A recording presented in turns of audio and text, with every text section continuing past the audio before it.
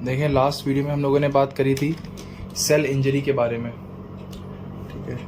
तो जब भी कोई स्टिमुलस मिलता है, इंजीरियस स्टिमुलस सेल को, तो वो 3 लेवल का हो सकता है। या तो वो माइल्ड स्टिमुलस होगा, अगर माइल्ड स्टिमुलस होगा तो सेल एडाप्टेशन करती है। एडाप्टेशन हम लोगों ने लास्ट वीडियो में पढ़ा था अच्छे से।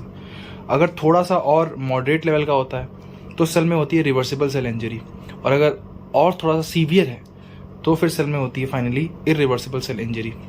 रिवर्सिबल सेल इंजरी का मतलब है कि अगर स्टिमुलस तुम वापस हटाओगे तो सेल अपने नॉर्मल शेप साइज में आ जाएगी, नॉर्मल एक्टिविटीज़ करने लगेगी। बट अगर तुमने अभी भी नहीं हटाया और एक बार इरिवर्सिबल सेल इंजरी स्टार्ट हो गई, इसका मतलब अब सेल कभी भी पहली जैसी नहीं रहेगी, ठीक।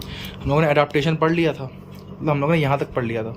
अब हम लोग को पढ़ना है रिवर्सिबल सेल इंजरी और इरिवर्सिबल सेल इंजरी के बारे में, ठीक। अब पहले एक कॉमन चीज़ समझते हैं कि जो सेल इंजरी होती है वो हम लोगों ने लास्ट लेक्चर में पढ़ा था कि वो मेनली होती है हाइपोक्सिया की वजह से। थोड़ा सा वो कर रहे हैं रिवाइज। वो मेनली होती है हाइपोक्सिया की वजह से, और हाइपोक्सिया खुद मेनली होता है इस्चीमिया की वजह से। किसी ऑर्गन को ब्लड सप्लाई कम मिल रही है, इस्चीमिया, और उस ब्लड सप्लाई कम मिलने की वजह से उसको ऑक्सीजन की कम मिल रही है, उसे बोलते हैं हाइपोक्सिया। हाइपोक्सिया होगा तो सेल में रेस्पिरेशन कम होगा, क्योंकि माइटोकॉन्ड्रिया ठीक से फंक्शन नहीं करेंगे, एटीपी कम बनेगी। एटीपी कम बनेगी तो जितने भी पंप हैं जो कि एटीपी के सहारे ही काम करते हैं, जैसे कि sodium potassium pump, calcium pump, उनकी एक्टिविटी क्या हो जाएगी, बंद हो जाएगी या कम हो जाएगी। सोडियम पोटेशियम पंप की एक्टिविटी कम होगी तो सेल में सोडियम बढ़ेंगे। सोडियम बीइंग हाइग्रोस्कोपिक वाटर को अट्रैक्ट करता है, तो सेल में वाटर खूब बढ़ेगा और सेल स्वेलअप कर जाती है। और ये स्वेलिंग इरेगुलर स्वेलिंग होती है, कुछ आउटग्रोथ ऐसे पाउचेस निकल आते हैं, ठीक, पढ़ेंगे अभी। और अगर कैल्शियम पंप ठीक से काम नहीं करेगा तो बहुत सारे एंजाइम्स का एक्टिवेशन हो जाएगा और वो सेल के साइटोस्केलेटन को हार्म करेंगे, जैसे कि फॉस्फोलाइपेज का हो जाएगा तो वो सेल मेम्ब्रेन को तोड़ने लगेगा। एंडोन्यूक्लियस का होगा वो डीएनए को काटने लगेगा, ठीक। प्रोटीएज का होगा वो प्रोटीन्स, जो सेल के इंपॉर्टेंट प्रोटीन्स हैं, उनको डाइजेस्ट करने लगेगा।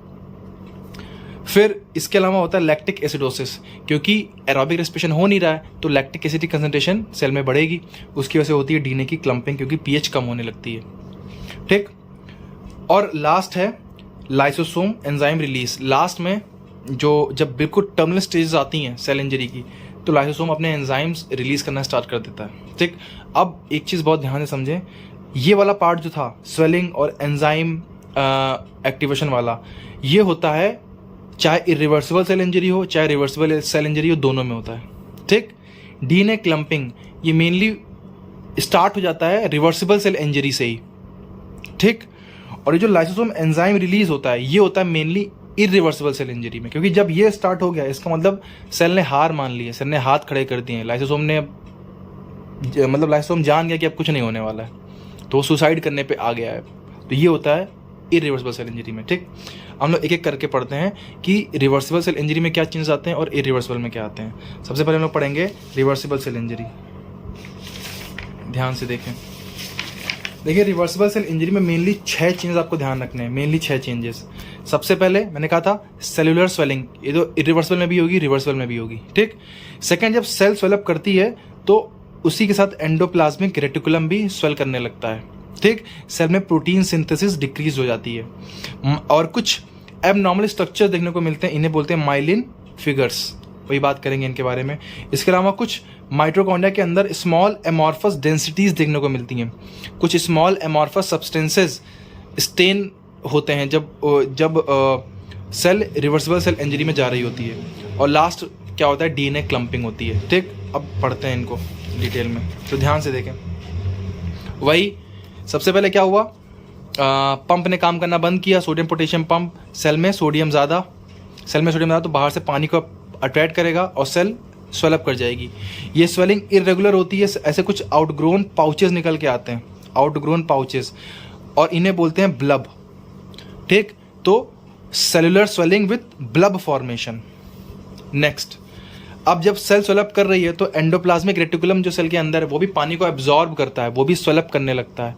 और जब वो स्वेलअप करने लगता है तो ईआर से अटैच होते हैं राइबोसोम्स। वो राइबोसोम्स क्या करते हैं, ईआर की सरफेस से छूटने लगते हैं, उनका डिटैचमेंट होने लगता है, और इसकी वजह से सेल की प्रोटीन सिंथेसिस कम होने लगती है और फिर कुछ देर बाद रुक ही जाती है। क्योंकि जो राइबोसोम्स थे उन्हीं में हो रही थी प्रोटीन सिंथेसिस, और उनको कुछ सर्टेन फैक्टर्स कहाँ से मिल रहे थे, ईआर से मिल रहे थे। अब ईआर से वो अटैच रहे ही नहीं, तो क्या हो जाएगी, प्रोटीन सिंथेसिस कम हो जाएगी। अब मैंने कहा था माइलिन फिगर्स क्या होते हैं, तो ध्यान से देखें माइलिन फिगर्स क्या होते हैं। देखिए जब कैल्शियम पंप मैंने कहा था काम नहीं कर रहा है, तो बहुत सारे एंजाइम एक्टिवेट हो जा रहे थे। उन्हीं में से एक एंजाइम था फॉस्फोलाइपेज। जब ये एंजाइम एक्टिवेट होता है तो सेल मेम्ब्रेन को डाइजेस्ट करता है। सेल मेम्ब्रेन किससे बनी होती है, फॉस्फोलिपिड से। फॉस्फोलिपिड मतलब फॉस्फोरस और लिपिड से। अब जब ये एंजाइम एक्टिवेट होगा फॉस्फोलाइपेज, तो इन फॉस्फोलिपिड को जो कि सेल मेम्ब्रेन के अंदर थे उनको तोड़ देगा फॉस्फोरस और लिपिड्स में। और जो लिपिड्स होंगे वो सेल के अंदर जो प्रेजेंट एक्सेस कैल्शियम आयन है, कैल्शियम आयन सेल के अंदर एक्सेस होते हैं, ये मैंने पहले बताया था। उनके अराउंड क्या होते हैं, ये एक स्ट्रक्चर फॉर्म, मतलब उनके अराउंड जाके लिपिड एक्यूमुलेट हो जाते हैं और एक स्ट्रक्चर फॉर्म करते हैं। इन्हें बोलते हैं माइलिन फिगर्स, कैल्शियम के अराउंड लिपिड्स। माइलिन फिगर जो होते हैं ये इरिवर्सिबल सेल इंजरी में भी देखने को मिलते हैं, रिवर्सिबल में भी देखने को मिलते हैं, लेकिन इनका नंबर ज़्यादा कब हो जाएगा, इरिवर्सिबल में। रिवर्सिबल में भी दिखते हैं लेकिन अभी इनका नंबर कम है, लेकिन इरिवर्सिबल में इनका नंबर बढ़ जाता है। नेक्स्ट है small amorphous densities.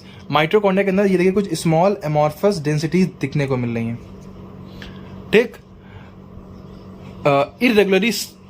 Irregularly stand material आप इन्हें बोल सकते हैं। नॉर्मली नहीं होते हैं लेकिन सेल इंजरी में देखने को मिलते हैं, ठीक। स्मॉल एमॉर्फस डेंसिटीज, एमॉर्फस का मतलब है जिनका कोई शेप ना हो, ठीक, शेपलेस, अंट शेप हो जिनका। और लास्ट में मैंने कहा था कि लैक्टिक एसिड बढ़ता है, उसके सेल की पीएच कम होती है, उसके से सेल में स्ट्रेस होता है और डीएनए का डैमेज स्टार्ट हो जाता है लो पीएच की वजह से, और डीएनए की क्लम्पिंग होती है। क्लम्पिंग का मतलब होता है डीएनए सिकुड़ने लगता है, ठीक। तो 5 चीज़ें थी, सेलुलर स्वेलिंग, ईआर स्वेलिंग, उसके बाद decrease protein synthesis, myelin figures, small amorphous densities और डीएनए क्लम्पिंग। ये था रिवर्सिबल सेल इंजरी का। अब बात करते हैं इरिवर्सिबल सेल इंजरी की। तो ध्यान से देखें, देखिए इरिवर्सिबल सेल इंजरी जो है उसमें माइलिन फिगर्स, पहली बात है कॉमन सेंस की चीज़ कि जो चीज़ें रिवर्सिबल में थी वो इरिवर्सिबल में तो होंगी ही होंगी, मतलब सेलुलर स्वेलिंग वगैरह वो तो होंगी ही होंगी, ऑब्वियस सी बात है, क्योंकि चीज़ें वहीं से तो आगे आ रही हैं, तो जो पहले था वो यहाँ पे तो होगा ही होगा, ठीक। अब सबसे पहला माइलिन फिगर्स, जो वहाँ पे मैंने कहा था कि कम थे नंबर में, वो यहाँ पे नंबर में ज़्यादा होने लगेंगे। अब उनका नंबर धीरे धीरे समय बढ़ने लगेगा। जो एमॉर्फस डेंसिटीज थी माइटोकॉन्ड्रिया में वो पहले छोटी थी, अब एक तो उनका साइज भी बढ़ने लगेगा और नंबर भी बढ़ने लगेगा, तो ज़्यादा भी होंगी और बड़ी भी होंगी, ठीक। सबसे इंपॉर्टेंट है, पूछा जाता है न्यूक्लियर चेंज। तो ध्यान से देखें, न्यूक्लियर चेंज 3 तरीके से होता है। इनके नाम है पिक्नोसिस, कैरियोरेक्सिस और कैरियोलाइसिस। पिक्नोसिस, कैरियोरेक्सिस और कैरियोलाइसिस, इनको आप CFD से याद कर लें, CFD, ठीक। एक होता है CCD, एक होता है CFD।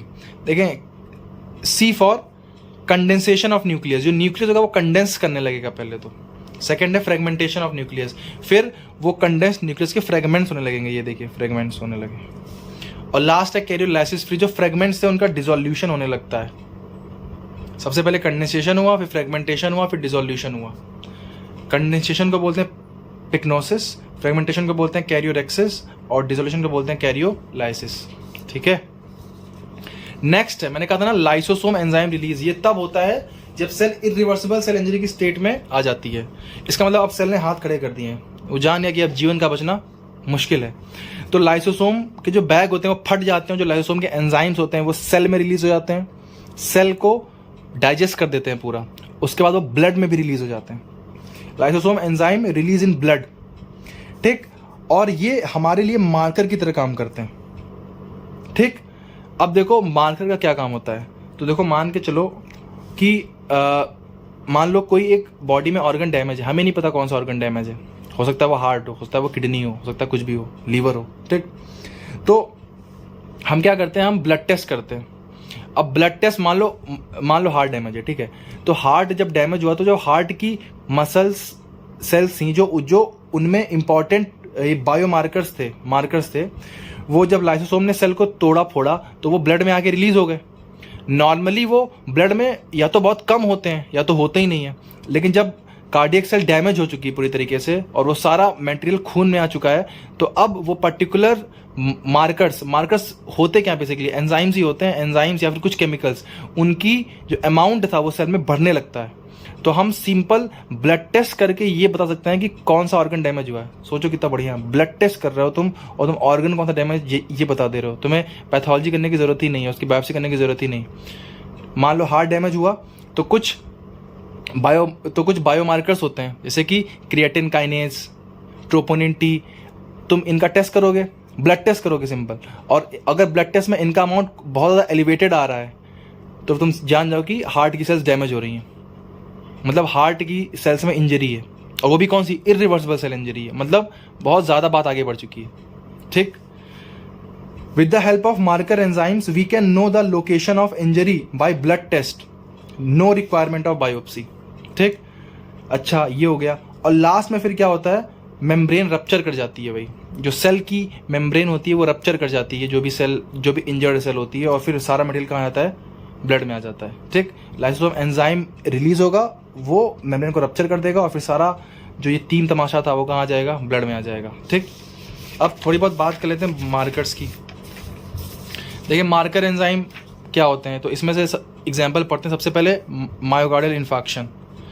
देखो ये जो हार्ट होता है ये हम लोग की पूरी बॉडी को ब्लड देता है, इसको खुद कौन ब्लड देता है, कोरोनरी आर्टरी। मान लो उसमें ब्लॉकेज आ गया, ठीक, अब उसमें ब्लॉकेज आ गया, ठीक, तो इसको ब्लड नहीं पहुंच रहा है हार्ट को, इस्चीमिया, उसके से क्या हो जाएगा, हाइपोक्सिया, उसके से क्या हो जाएगा, सेल इंजरी। ठीक, जब तक सेल इंजरी रिवर्सिबल थी तब तक उसे बोलते हैं एंजाइना, मतलब हल्का फुल्का पेन होता है लेफ्ट साइड में, लेकिन फिर उसको कुछ दवाइयाँ देते हैं और वो ठीक हो जाता है, मतलब वापस सब कुछ रिकवर हो गया, ठीक नॉर्मल स्टेज में आ गया। लेकिन जब वो सेल इंजरी इरिवर्सिबल हो जाती तो उसे बोलते हैं मायोकार्डियल इन्फार्क्शन। इन्फार्क्शन का मतलब ये होता है cellular death due to lack of oxygen. ठीक, तो हमें कुछ मार्कर एंजाइम के नाम याद रखने हैं, जैसे कि ट्रोपोनिन टी होता है, ट्रोपोनिन आई होता है, क्रिएटिन काइनेज एमबी, ये एक आइसो एंजाइम होता है, और ये मायोग्लोबिन, ये एक केमिकल होता है। ये तीन एंजाइम है, ये केमिकल है। ठीक, देखो they are normally present inside heart, but in case of myocardial infection increase to several folds in blood. मैंने वही बात जो भी मैंने अभी बताई थी, बस वही लिखी हुई है। ठीक, ऐसे लीवर में अल्फा फीटोप्रोटीन, SGPT, SGOT, ये सब मार्कर्स होते हैं। जो SGPT और SGOT होते हैं, ये होते हैं हिपैटोसेलुलर इंजरी को इंडिकेट करते हैं। अगर ये ब्लड में ज़्यादा हो रहा है इनका अमाउंट, तो इसका मतलब हिपैटोसेलुलर इंजरी है। अगर अल्फा फीटोप्रोटीन ज़्यादा है, इसका मतलब लीवर कैंसर है। ठीक है, थैंक यू।